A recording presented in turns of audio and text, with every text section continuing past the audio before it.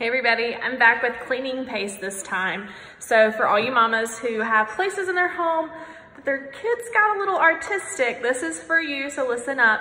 But not just mamas, we'll talk about all the uses you have for this. This is our cleaning paste. So it does come in a solid form, like a big chalky substance right in here.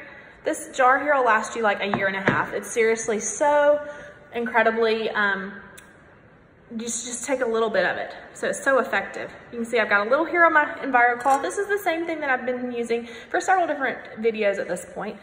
Sharpie, incredible, right? Totally gone in just a matter of seconds. I call it elbow grease in a jar because you no longer have to enforce all your elbow grease when it's right here in a product. So say you don't have artwork on your walls or on your floors, good for you, I'm so glad. But you can use this wonderful stuff on your oven door or inside your oven, on your stove top, on your headlights to get them unfoggy. I've gotten blood out of the floor, like out of the carpet, chocolate milk stains out of a car seat.